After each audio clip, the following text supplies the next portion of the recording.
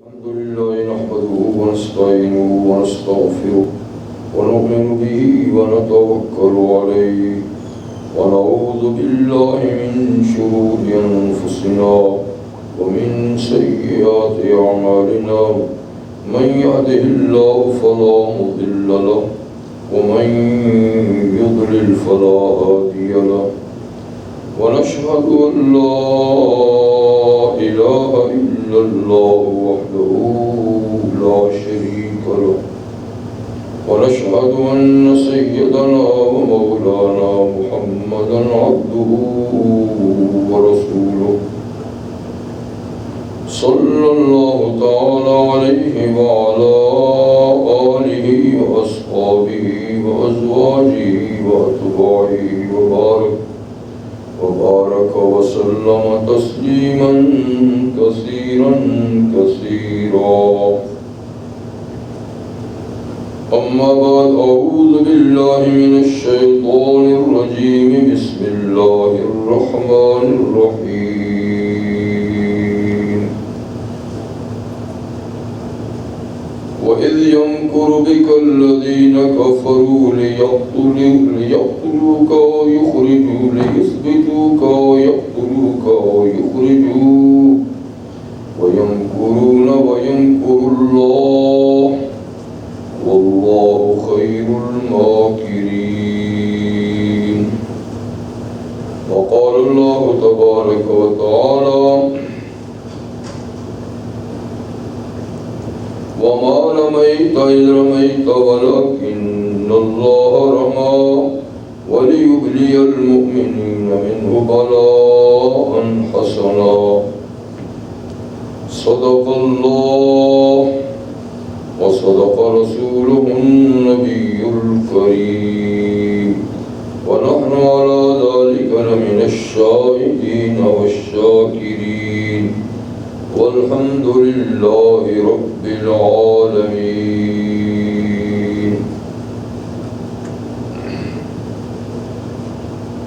واجب الاحترام حضرات، سورۃ الانفال سے دو آیتیں میں نے آپ کے سامنے اس وقت تلاوت کی.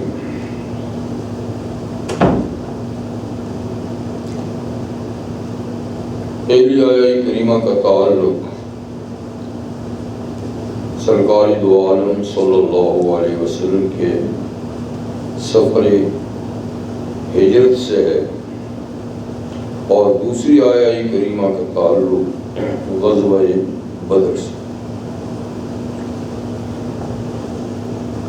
پیغمبر کریم صلی اللہ علیہ وسلم کے معجزات کے سلسلے میں گفتگو آپ سے چلی آ رہی ہے، اور گزشتہ جمعے میں آپ کے سفر معراج کا تذکرہ تھا. تو آج سفر ہجرت کا. اس سفر میں بھی حضور صلی اللہ علیہ وسلم کے کئی معجزات ظاہر ہوئے، یعنی جن کو دیکھ کر آپ کی حقانیت اور آپ کی سچائی کا یقین دل میں بیٹھتا ہے. آپ کی زندگی ساری کی ساری معجزانہ ہے، اور بے شمار معجزات آپ سے اللہ تعالیٰ نے صادر فرمائے، دیکھنے والوں نے دیکھے، اور تاریخ میں وہ سارے کے سارے ثبت اور موجود ہیں. رحمت عالم صلی اللہ علیہ وسلم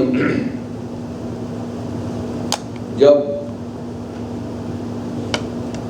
مکہ مکرمہ میں 13 سال بسر کر چکے، اور ان لوگوں کی ہدایت کے لیے جتنی کوششیں ہو سکتی تھیں وہ آپ نے کر لیں، اور ان کی طرف سے ایذا رسانی بھی حد تک پہنچ گئی، اور آپ کی طرف سے اللہ کی عبادت اور اطاعت بھی اپنی انتہا تک پہنچ گئی. تو اللہ تعالیٰ نے آپ کو معراج کا سفر کرایا، جو اس بات کا پیش خیمہ تھا کہ آپ کی زندگی کا باب اب بدلنے والا ہے اور مشکلات اب ختم ہونے والی ہیں اور ایک نئے دور کا آغاز ہونے والا ہے۔ لیکن یہ نیا دور جس کا آغاز ہونے والا تھا، اس کا آغاز بھی بڑی مشکلات سے ہی ہوا۔ وہ یہ کہ جب مکہ میں مسلمانوں پر عرصہ حیات تنگ کیا گیا اور ناقابل برداشت ایذائیں آل مکہ نے مسلمانوں کو دی، تو پیغمبر کریم صلی اللہ علیہ وسلم نے ان کو مکہ چھوڑنے کی ہدایت پہلے حبشہ کی طرف 2 دفعہ صحابہ نے ہجرت کی اور تیسری مرتبہ مدینہ منورہ کی طرف ہجرت کا اشارہ فرمایا، تو بڑی تعداد صحابہ کرام کی ہجرت کر گئی۔ اس سے مشرکین مکہ کو اندازہ لگا کہ یہ لوگ تو یہاں سے نکلتے چلے جا رہے ہیں، ایسا نہ ہو کہ ان کے مقتدا اور رہنما بھی ہمارے ہاتھوں سے نکل جائیں اور باہر کہیں جا کر ہمارے خلاف اقدام کریں، تو بہتر یہ ہے کہ اب ان کے لیے کوئی آخری فیصلہ کرنا چاہیے۔ دونوں نے اپنے دار المشورہ جو دار الندوہ کہلاتا تھا اس میں میٹنگ طلب کی اور صرف رؤسائے مکہ کے جو رئیس اور سردار تھے ان کی مخصوص میٹنگ تھی کہ نبی کریم صلی اللہ علیہ وسلم کے بارے میں ہمیں کوئی آخری اقدام کرنا ہے اور آخری فیصلہ کرنا ہے۔ اسی کو اللہ تعالیٰ نے اس آیہ کریمہ میں بیان فرمایا جو کہ میں نے آپ کے سامنے تلاوت کی۔ ظاہر بات ہے کہ اس میٹنگ میں کوئی مسلمان شریک نہیں تھا، کیسے ہو سکتا ہے جبکہ ان کے خلاف ہی اقدام کیا جا رہا ہے، تو ان کے سوال نہیں پیدا ہوتا۔ اور پھر عام لوگ بھی اس میں شریک نہیں تھے، صرف چیدہ جو سردار تھے وہی۔ تو ان کی یہ خفیہ رپورٹ حضور تک کس نے پہنچائی کہ آپ کے خلاف یہ اقدام ہو رہا ہے، یہ آپ کے خلاف یہ باتیں پاس ہو رہی ہیں؟ ظاہر بات ہے کہ حق تعالی شانہ نے آپ کو باخبر کیا۔ وَإِذْ يَمْكُرُ بِكَ الَّذِينَ كَفَرُوا، اس وقت کو یاد کیجئے جب آپ کے خلاف کافر خفیہ تدبیر کر رہے تھے، خفیہ تدبیر کرتے، لِيُثْبِتُوكَ او یقتلوکا او یخرجوک، یا تو آپ کو قید تنہائی میں ڈال دیا جائے، قید کر دیا جائے اور ایسی جگہ میں جہاں تک آپ کے کسی صحابی اور کسی ماننے والے کی رسائی نہ ہو، او یقتلوک، یا یہ کہ آپ کو جان سے مار دیا جائے، او یخرجوک، یا آپ کو کسی اونٹ پہ باندھ کر علاقے سے دور دراز لے جا کر چھوڑ دیا گیا جہاں کسی کی رسائی نہ ہو، اور یہ کہ پھر اس تنہائی میں ریگستان میں یوں ہی ان کی جان یعنی چلی جائے گی، تو اس طرح ان سے چھٹکارا حاصل ہوگا۔ تو 3 تجویزیں آئیں، قید تنہائی کی اور ملک بدر کرنے کی، اور تیسری ہے کہ جان سے مارنے کی۔ اللہ نے حضور کو باخبر کر دی، فرمایا یہ بھی فرمایا کہ وَيَمْكُرُونَ، دیکھیے وہ آپ کے خلاف یہ میٹنگ کر رہے ہیں، وَيَمْكُرُ اللَّهُ، اور اللہ آپ کو بحفاظت ان سے نکالنے کی تدبیر کر رہے ہیں، اور وَاللَّهُ خَيْرُ الْمَاكِرِينَ، اللہ سب سے اچھی تدبیر کرنے والے ہوتے ہیں، اور اللہ کی تدبیر کے آگے کسی کی تدبیر چل ہی نہیں سکتی۔ یہ حضور صلی اللہ علیہ وسلم کو باخبر کر حضور 3 باتوں میں سے ایک بات پاس ہو گئی کہ قید تنہائی میں بھی نہیں ڈالنا، ملک بدر بھی نہیں کرنا، بلکہ ان کا فیصلہ ہی کرنا ہے۔ اور قتل کے لیے یہ طے ہوا کہ کوئی ایک شخص ایک پارٹی یا ایک خاندان نہیں، بلکہ جتنے بھی آپ کے مخالف خاندان ہیں ان میں سے ہر ایک آدمی، ایک نوجوان اپنے کنبے خاندان کا اس مقصد کے لیے بھیجے، اور جتنے لوگ ہیں سارے کے سارے آپ کے مکان کا محاصرہ کریں، اور جوں ہی صبح آپ گھر سے نکلیں تو سارے کے سارے بیک وقت اپنی اپنی تلواریں آپ پر چلائیں، تاکہ قتل میں سارے شریک ہو جائیں۔ جب سارے شریک ہو جائیں گے تو ان کا خاندان سب کا مقابلہ تو نہیں کر سکے گا، زیادہ سے زیادہ یعنی آپ کی خون کی قیمت مانگیں گے تو ہم خون بہا دے دیں گے، قصہ ختم ہو جائے گا۔ یہ بات پاس ہوگی۔ اور جیسے کہ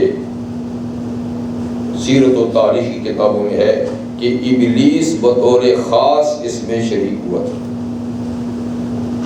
یعنی باقی تو صرف سردار ہی تھا اور کوئی نہیں تھا، لیکن وہ ایک خاص پوزیشن، خاص شکل و صورت میں بن کر آیا، دستک دی۔ انہوں نے کہا یہ خفیہ میٹنگ ہے بھائی، ہاں غیر آدمی نہیں۔ اس نے کہا میں ہم نوا ہوں تمہارا، اور میں تمہیں کوئی اچھی تجویز دوں گا، اور میں بھی یہی چاہتا ہوں جو تم چاہتے ہو۔ تو وہ ایک انسانی شکل میں یعنی ضرور اس میں شریک ہوا تھا۔ یہ تجویز پاس ہو گئی اور حضور صلی اللہ علیہ وسلم کے گھر کا محاصرہ رات کو کر دیا، آپ کو اطلاع آ گئی، اور اللہ کی طرف سے حکم آیا کہ نبی آپ نے ان کا محاصرہ توڑ کے آج راتوں رات ابو بکر صدیق کو ہمراہ لے کر یہاں سے مکے سے چلے جانا ہے، ہجرت کرنا۔ تو حضور صلی اللہ علیہ وسلم نے پلان بنا لیا اور حضرت علی کو طلب کیا رضی اللہ تعالیٰ عنہ کہ میں رات کو اٹھ کے کسی وقت یہاں سے چلوں گا تو میری جگہ بستر پہ تم سونا، اور یہ کہ انہی لوگوں کی میرے پاس امانتیں پڑی ہیں، تو صبح یہ تو میرے دشمن ہے، تیرے دشمن تو تجھے کچھ نہیں کہیں گے، تو صبح یہ امانتیں ان کے حوالے کر دینا، اور اس کے بعد پھر انتظام کر کے تم بھی مدینے آ جائیں۔ تو وہ تشریف لے آئے، سو گئے۔ نبی کریم صلی اللہ علیہ وسلم رات کو پچھلے پہر اٹھے اور بار دیکھا تو چاروں طرف کوئی نکلنے کا رستہ نہیں ہے، یہ قدم سے قدم ملائے، جسم سے جسم ملائے، تلواریں ننگی ہاتھ میں لی ہوئی تیار بیٹھے۔ آپ نے ایک مٹھی مٹی کی لی اور شاہت الوجود پڑھ کر یوں گھمائی، تو سب جتنے بھی تھے سب کی آنکھوں میں مٹی چلی، جیسے کہ گرد و غبار آ جاتا ہے جی، تو گرد و غبار آیا تو آنکھوں میں پڑ گیا، تو سب آنکھیں مرنے لگ گئے۔ اب تلواریں نیچے پڑی ہیں اور آنکھیں مر رہے ہیں، تو حضور سے محاصرہ توڑ کے وہاں سے نکل گئے۔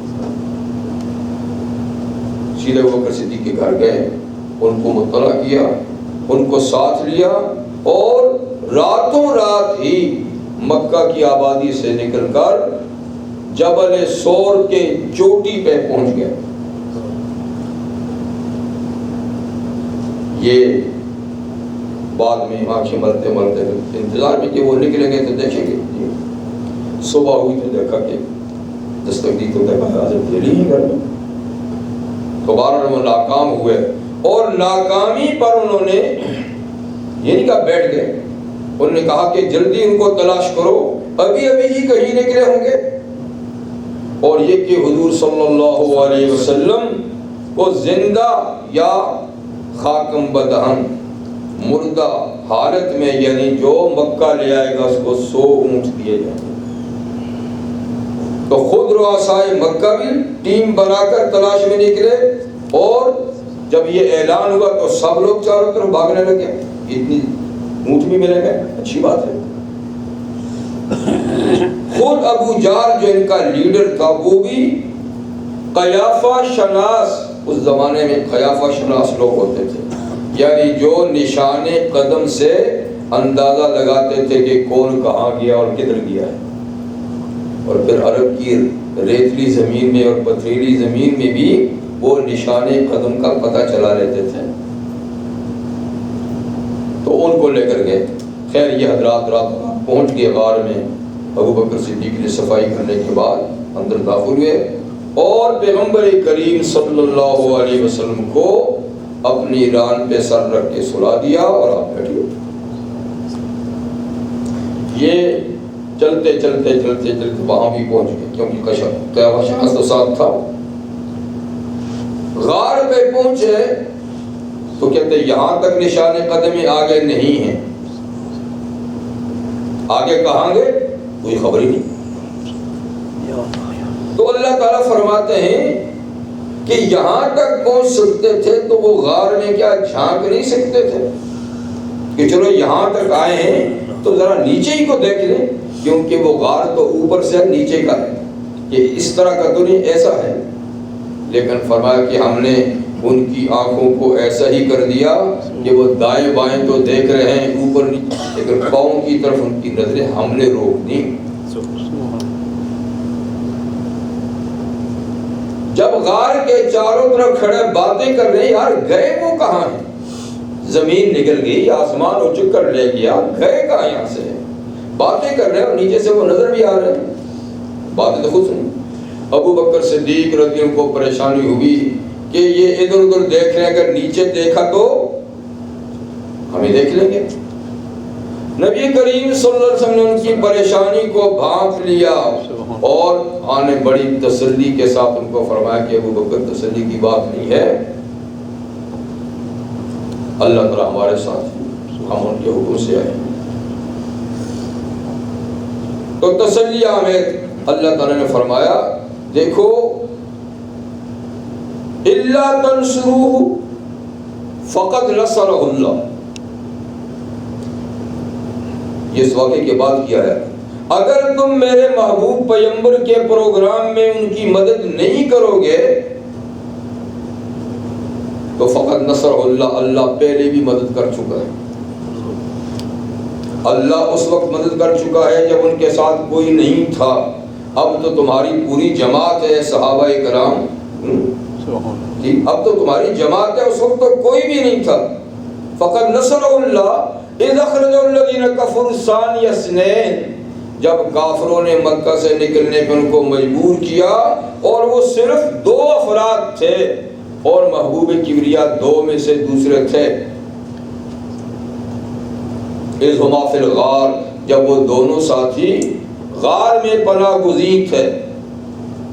اذ یقول لصاحبہ, اور جب نبی کریم علیہ السلام اپنے صاحب اپنے صحابی سے فرما رہے تھے لا تحزن ان اللہ معنا, آپ غم نہ کریں اللہ ہمارے ساتھ ہے. یہ نیچے نہیں دیکھ سکتے, اللہ نے ان کی گردنوں کو ایسا ٹائٹ رکھا کہ نیچے ہوں ہی نہیں ہیں.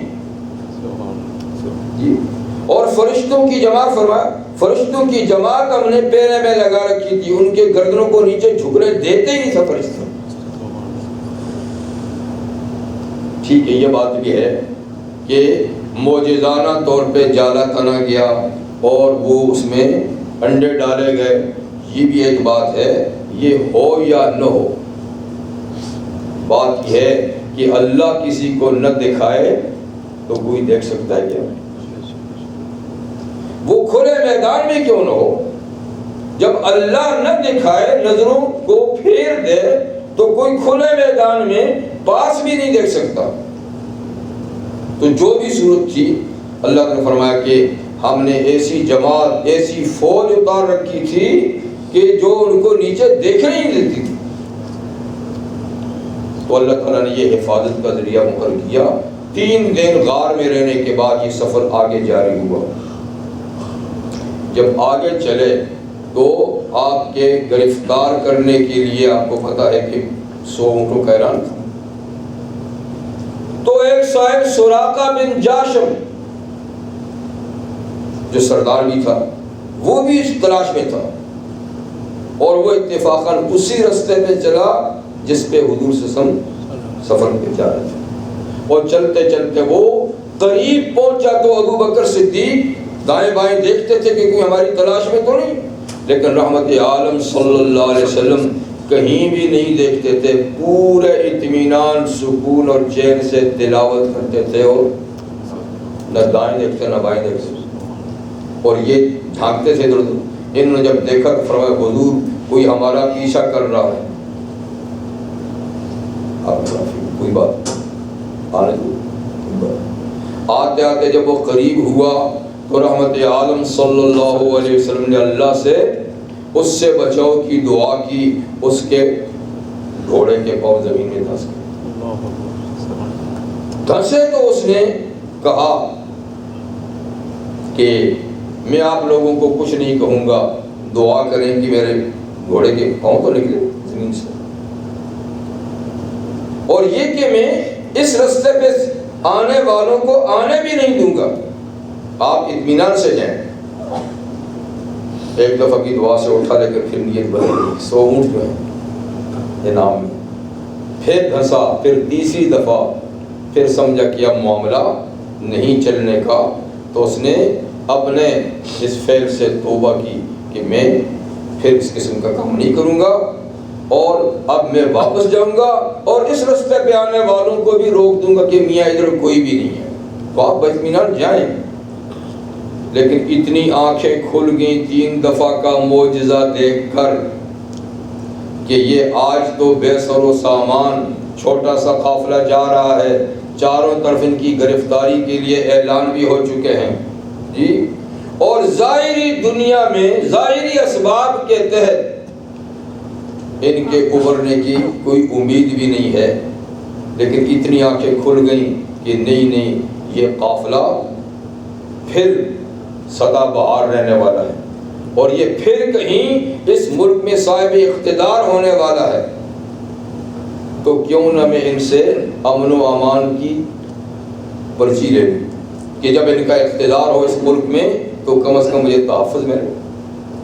تو تیسری دفعہ اس نے کہا کہ اب میرے ارادے بالکل بدل چکے ہیں، میں واپس جا رہا ہوں، اس راستے میں حفاظت بھی آپ کی ہوگی، اور یہ کہ آپ ذرا ایک پرچی تو دے دیں کہ جب کبھی آپ صاحب اقتدار بنے اس علاقے میں تو مجھے امان ہو، مجھے مجرموں کی صف میں نہ کھڑا کیا جائے۔ تو رحمت عالم صلی اللہ علیہ وسلم نے ابو بکر صدیق کے ان کو پرچی لکھی، پرچی لکھتی امن و امان کی، تو ساتھ میں رحمت عالم صلی اللہ علیہ وسلم نے ایک بشارت بھی سنا دی، ایک پیشن گوئی بھی کر دی، جس کا تو عالم اسباب میں دور دور تک بھی وہم و گمان نہیں ہو سکتا تھا کہ ایسا بھی ہوگا۔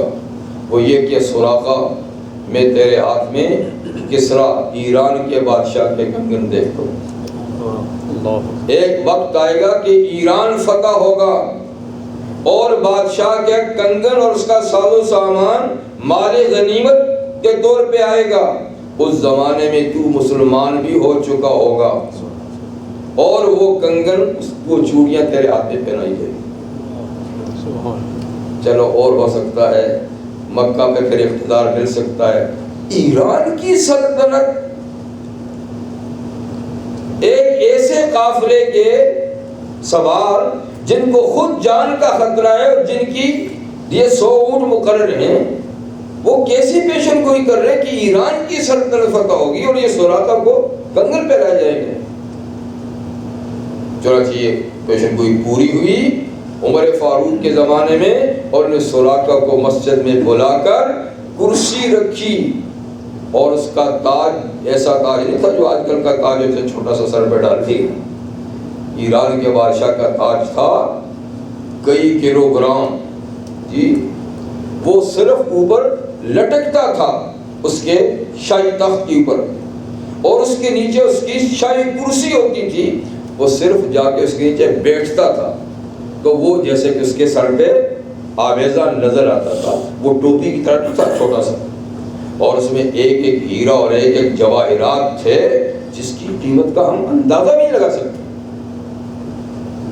اب وہ سامان مسجد کے صحن میں ہے، پوری سلطنت کا مال غنیمت، اور دیکھیے امن و امان کی کہ کوئی مال غنیمت کی حفاظت کے لیے کھڑا نہیں کیا کہ اس کو دیکھو کوئی چوری نہ کرے، ایک ایک ہیرا ہی کوئی اٹھا لے تو اس کی زندگی بدل جائے، لیکن مسجد کے صحن میں مٹی پر سارا مال پڑا ہوا ہے، کوئی چوکیدار بھی نہیں، کوئی اس کو دیکھتا بھی نہیں. تو خیر مسجد کے چھت کے ساتھ وہ تاج لٹکایا گیا, نیچے کوئی کرسی بچھائی, سراقہ کو بلایا کہ سراقہ آؤ بیٹھو اس پر.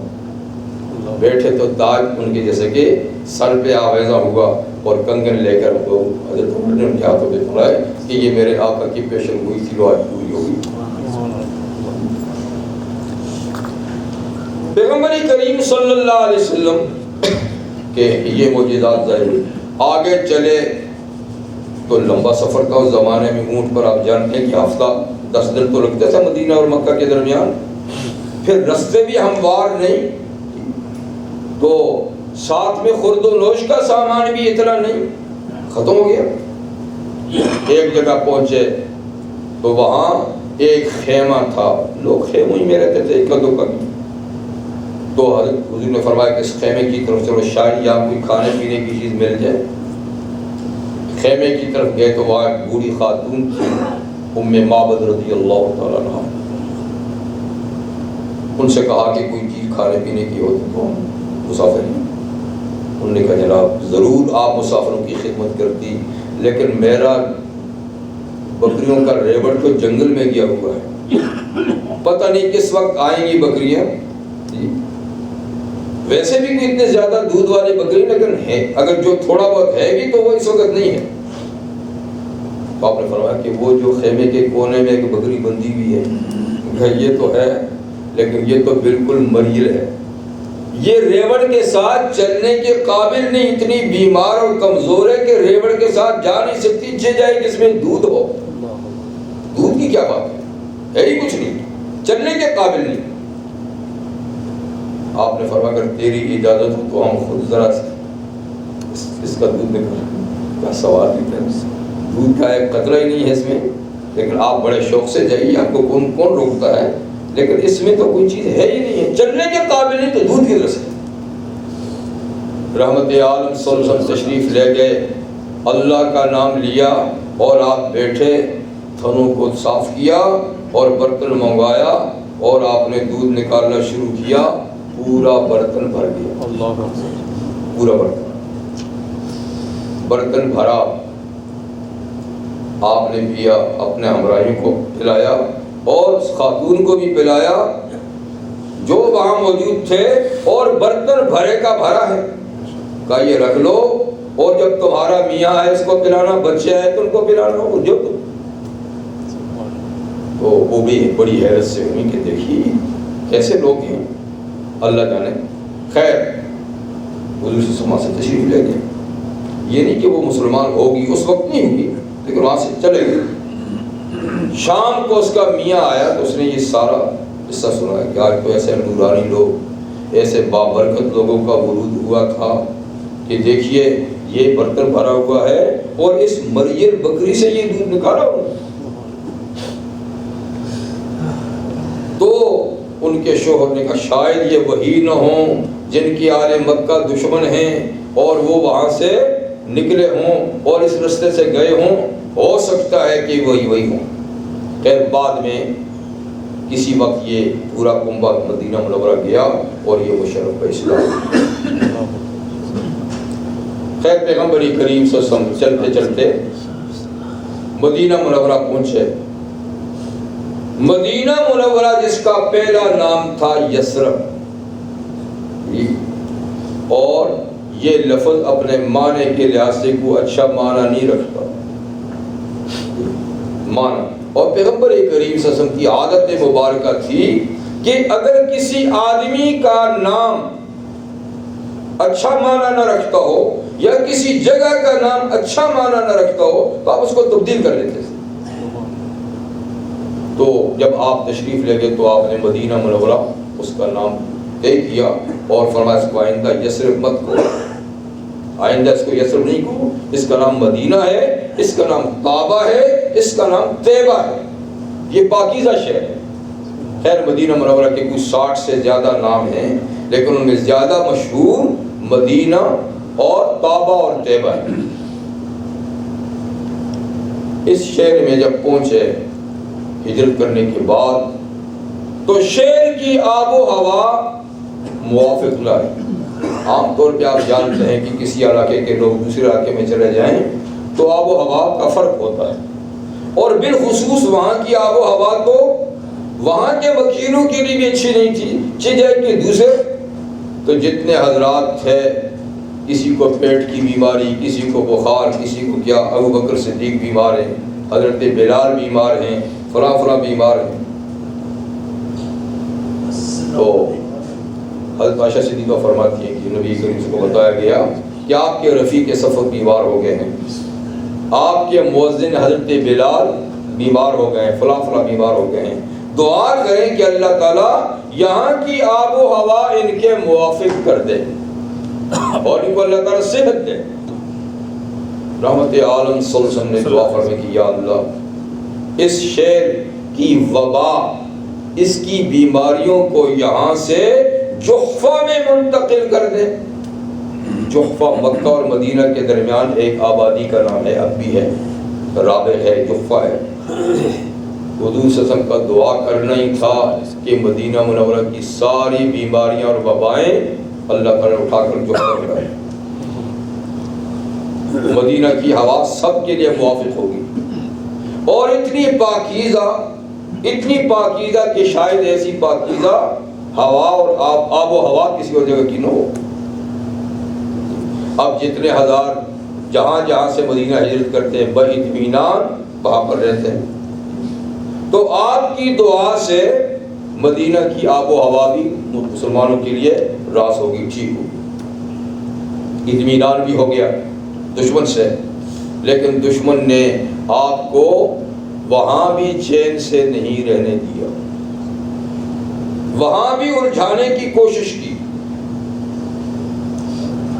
چنانچہ ہجرت کے دوسرے سال ہی معرکہ بدر، تیسرے سال معرکہ احد، اور چوتھے یا پانچویں سال معرکہ احزاب، یہ تین لگاتار جنگیں مسلمانوں کو مٹانے کے لیے آل مکہ نے، دو تو آل مکہ نے اور تیسری متحدہ محاذ نے مل کر مدینہ میں پہ حملہ کیا، اس طرح مسلمانوں کو ختم کرنے کی سازش ہوئی۔ لیکن اللہ تعالیٰ کی مدد شامل حال رہی، اور معجزانہ طور پر اللہ تعالیٰ نے اس چھوٹی سی جماعت کو بڑی بڑی جماعتوں پر غلبہ نصیب فرمایا۔ یعنی ظاہری اسباب کے تحت تو کوئی بظاہر صورت نہیں تھی کہ یہ کوئی کامیاب ہو جائیں گے، بچ بھی جائیں گے، لیکن اللہ تعالیٰ نے ایسی غیبی امداد فرمائی کہ نہ صرف یہ کہ وہ خود محفوظ رہے بلکہ ان کے دشمن غارت ہو گئے، ان کو تباہ کرنے والے خود تباہ ہو گئے۔ تو ہجرت کے دوسرے سال معرکہ بدر ہوا۔ نبی کریم صلی اللہ علیہ وسلم کو پتہ چلا کہ مکہ والوں کا ایک قافلہ، جس تجارتی قافلہ جس میں جو مالی تجارت ہے سب لوگوں نے اس میں انویسٹمنٹ کیا ہے، اور اس لیے کیا ہے کہ اس کا منافع سب مسلمانوں کے خلاف استعمال کریں گے۔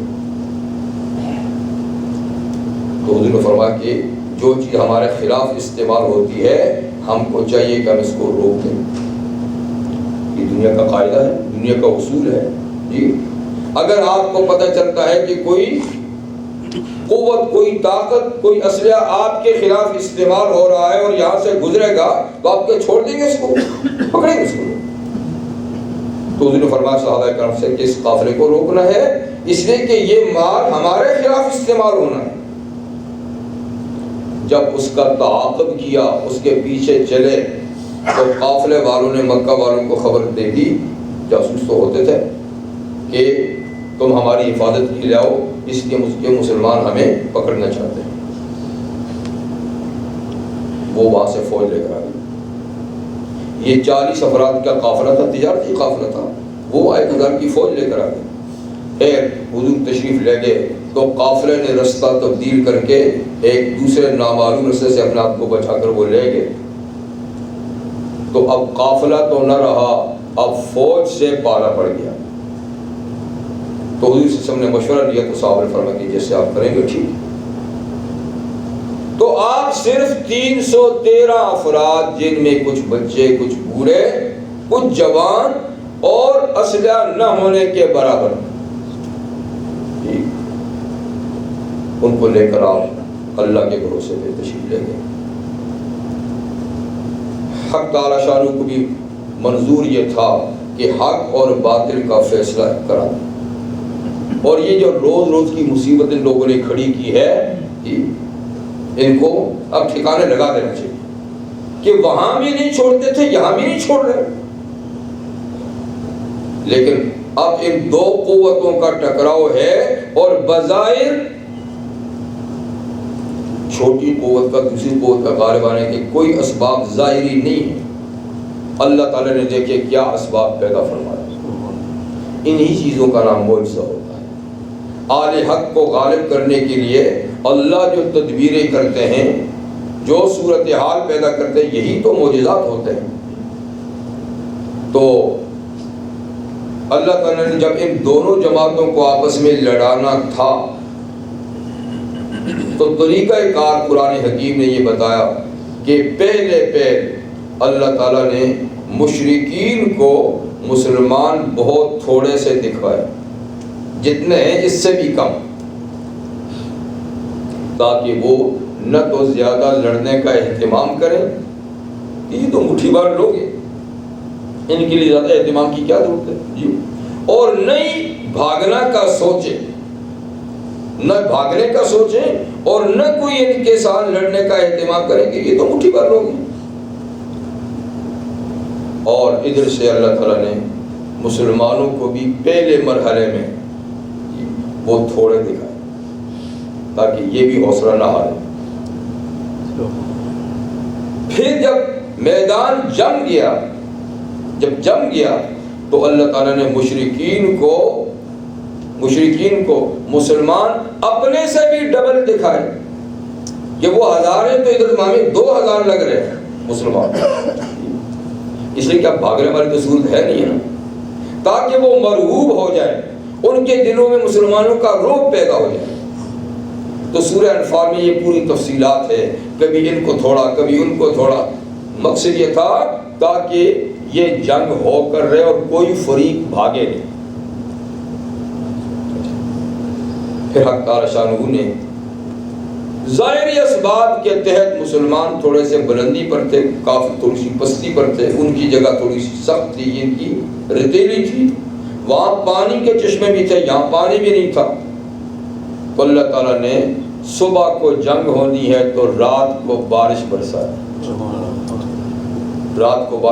دی، اس بارش سے ریت دب گئی، پاؤں جم گئے جی، اور پانی کا ریلا نیچے چلا گیا تو وہاں کیچڑ پیدا ہو گیا، ان کی طرف کیچڑ ہو گیا اور ادھر زمین مضبوط ہوگی، اور مزید یہ کہ پانی کی قلت بھی ختم ہوگی، مسلمانوں نے اپنے لیے پانی کا سٹور بھی کر لیا، استعمال بھی۔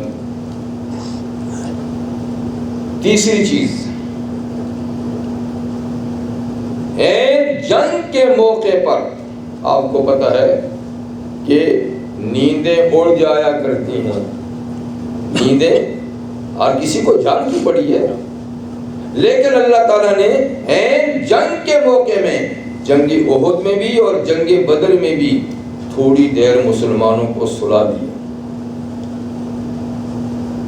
تاکہ ان کے دل سے تفکرات اور دشمن کی کثرت اور یہ چیزیں نیند کی وجہ سے نکل جائیں، جو خوف ہے وہ نیند سے نکل جائے۔ تو جنگ میں اگر کسی کو نیند آ جائے نا تو یہ اچھی علامت ہے، حالانکہ ایسا ہوتا نہیں، اور نیند سے ان کا خوف و ہراس چلا گیا، پانی مل گیا، جگہ پکی ہوگی، یہ سب کچھ ہو گیا۔ مزید اللہ تعالیٰ نے فرشتوں کی فوج بھیجی تھی، اور فرمایا کہ فرشتے میں نے لڑنے کے لیے تو نہیں بھیجے تھے، صرف مسلمانوں کی دل جمی کے لیے بھیجے تھے، مدد کے لیے تو میں خود ہی کافی ہوں۔ لیکن وہی فوج جب دیکھی نا تو کافر کہو یہ تو ہم سے ڈبل ہیں، ہم 1000 ہیں تو 2000 ہیں، تو ان کے دلوں میں رعب پیدا ہو گیا۔ اس طرف رحمت للعالمین صلی اللہ علیہ وسلم، جن کے ہاتھ میں ایک چھڑی تک بھی نہیں ہے، اور وہ فوج کے قائد ہیں، قائل ہیں، لیکن ہاتھ میں چھڑی بھی نہیں، چاہے جائے کہ تلوار ہو، چاہے جائے کہ نیزہ ہو یا کوئی اور چیز ہو، آپ چھپر میں ہیں، ابو بکر آپ کے ساتھ ہیں، اور ساری رات رحمت للعالمین صلی اللہ علیہ وسلم اللہ تعالیٰ کے سامنے ہاتھ پھیلائے، اس لیے کہ مسلمان کا سب سے بڑا ہتھیار کیا ہے؟ اللہ سے دعا۔ تو بظاہر تو ہاتھ خالی ہیں، لیکن دراصل ان کے ہاتھوں میں سب کچھ ہے، اس لیے کہ ہاتھ اللہ کے سامنے پھیلے۔ تو ساری رات کے ہاتھ پھیلانے سے، اللہ کی مدد کے طلب کرنے سے نتیجہ یہ نکلا کہ جب صبح ہوئی اور حضور صلی اللہ علیہ وسلم نے اپنی مختصر سی فوج کو ترتیب سے نقشہ بتایا کہ ایسا کرنا ہے، ایسا کرنا ہے، اس طریقے سے کرنا ہے، تو اس کے ساتھ ساتھ آپ نے ایک مٹھی ریت گری اور آپ نے دشمن کی فوج کی طرف اس طرح پھینکی۔ ظاہری سبب میں آپ نے اتنا ہی کام کیا، یعنی کہ نہ آپ نے تلوار چلائی، نہ نیزہ مارا جی، نہ کوئی تیر پھینکا، نہ کوئی پتھر پھینکا، بس چھوٹی سی مٹھی اٹھائی اور یوں پھینکی۔ اسی کو اللہ تعالیٰ فرماتے ہیں وَمَا رَمَيْتَ إِذْ رَمَيْتَ وَلَكِنَّ اللَّهَ رَمَىٰ۔ اے میرے محبوب پیغمبر، وہ جو آپ نے مٹھی ریت کی پھینکی تھی دشمن کی طرف سے، آپ نے نہیں پھینکی، اللہ نے پھینکی۔ وہ آپ نے نہیں پھینکی، اللہ نے پھینکی۔ کیا مطلب؟ ایک مٹھی مٹی کی کیا حقیقت ہے کہ وہ دور کھڑی پہلے دشمن تک پہلے پہنچے گی۔ دشمن تو کافی فاصلے پر ہے، ابھی تو اپنے اپنے ٹھکانے پہ، ابھی جنگ جو چھڑی تو نہیں ہے نا۔ اور دوسرا، اگر اس تک زور سے پھینکو، اگر پہنچ بھی جائے تو 2-4 آدمی تک ہی پہنچے گی نا۔ لیکن وہ جو آپ نے تھوڑی سی مٹی پھینکی تو وہ اللہ نے سارے فوجی 1000 فوجیوں کی آنکھوں میں پہنچا دی، نیچے نہیں گری، غلط نہیں گئی، سب کی آنکھوں میں جب پڑی تو سب آنکھیں مرنے لگ گئے، سب کو اپنی پڑ گئی۔ جب اپنی پڑ گئی تو آپ نے فرمایا کیا؟ حملہ کرو۔ اب مختصر فوج کو حملے کا حکم دیا تو تھوڑی ہی دیر میں میدان جیت۔ تو اتنی سی مٹی کا ساری فوج کی آنکھوں میں جانا، اس کا نام کیا ہے؟ معجزہ۔ اور ہجرت کے سفر پہ نکلتے ہوئے اتنی سی مٹی پھینکنے سے سارے چاروں طرف جو محاصرہ کرنے والے تھے ان کی آنکھوں میں پہنچنا، اسی کا نام کیا ہے؟ معجزہ۔ تو تھوڑی دیر میں کیا ہوا؟ میدان جیت لیا۔ تو جنگ بدر میں مسلمانوں کی کامیابی معجزانہ طور پر ہوئی۔ جنگ حنین میں بھی ایسا تھا، جب مکہ فتح ہو گیا، حنین میں آپ تشریف لے گئے، کچھ تو اس میں اناڑی لوگ بھی ساتھ شریک تھے جو مکہ سے آپ کے ساتھ ہو گئے تھے، کچھ غیر مسلم بھی شریک ہو گئے تھے۔ اس طرح 8000 فوج جو مدینہ سے آئی تھی وہ تو باقاعدہ تربیت یافتہ صحابہ تھے، لیکن مکہ سے جو لوگ شریک ہوئے تھے وہ 4000 کی تعداد میں، ان میں کچھ غیر مسلم تھے اور کچھ نئی قسم کے لوگ تھے۔ اس لیے جب وادی حنین میں پہنچے اور ان لوگوں نے جب ان پہ تیر برسانے شروع کیا تو ان کے پاؤں اکھڑ گئے، وہ تو تجربہ کار نہیں تھے۔ تو پہلے مرحلے میں فوج کے قدم اکھڑ گئے، لیکن جب تک سپہ سالار اور فوج کا افسر میدان میں رہے اس کو شکست نہیں کہتے۔ جب وہ چلا جائے نا میدان چھوڑ کے، پھر شکست ہوتی۔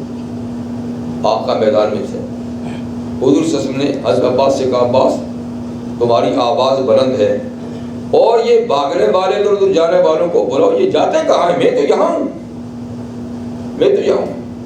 حضرت عباس نے جب اعلان کیا تو سارے کے سارے لوگ واپس حضور کے پاس جمع ہو گئے. اور رحمت عالم صلی اللہ علیہ وسلم نے یہاں بھی اپنی سواری سے اٹھ کر ایک مٹھی مٹی کی لی اور دشمن کی طرف یوں پھینکی. اللہ نے سب کی آنکھوں میں پہنچا دیا. 4000 فوج تھی تقریباً 4000. اسی کا معجزہ ہے. تو میدان حنین وادی حنین میں کامیابی بھی معجزانہ ہوئی, بدر میں بھی معجزانہ ہوئی, اور احد میں آپ کو پتہ ہے کہ رحمت للعالمین صلی اللہ علیہ وسلم کو کچھ چوٹیں بھی آئیں, بڑی مقدار میں صحابہ شہید بھی ہوئے, پاؤں بھی فوج کے اکھڑ گئے, فوج ادھر ادھر تتر بتر بھی ہو گئی, لیکن نبی کریم صلی اللہ علیہ وسلم اپنے جگہ سے نہیں ہٹے. زخمی ہو گئے لیکن اپنی جگہ میں کھڑے رہے, اور جب کھڑے رہے تو پھر فوج کو جب بلایا گیا تو سارے کے سارے پھر اکٹھے ہو گئے. اس وقت کیا تھا,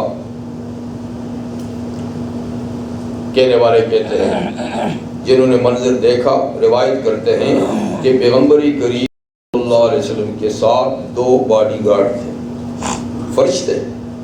صحابہ تو تھے ہی تھے, فرشتے. اس لیے کہ پیغمبری کریم صلی اللہ علیہ وسلم کی پرخطر زندگی مکہ میں, آپ کو پتہ ہے کہ سب لوگ آپ کے جانی دشمن تھے, چوٹیں آپ کو آئیں اور تکالیف آپ کو پہنچائی, لیکن آپ کی جان کوئی نہیں لے سکا. کیوں؟ اس لیے کہ آپ کی جان کی تحفظ کی ذمہ داری کس نے لے رکھی تھی؟ اللہ. ان ربک احاط بالناس, اللہ تعالیٰ نے فرمایا کہ آپ کا پروردگار ان لوگوں کو احاطے میں لیا ہوا ہے, کسی کی مجال ہے جو آپ کی جان لے سکے. صحابہ تو شہید ہوتے رہے لیکن حضور صلی اللہ علیہ وسلم تک کسی کا حال اس نیت سے نہیں پہنچا.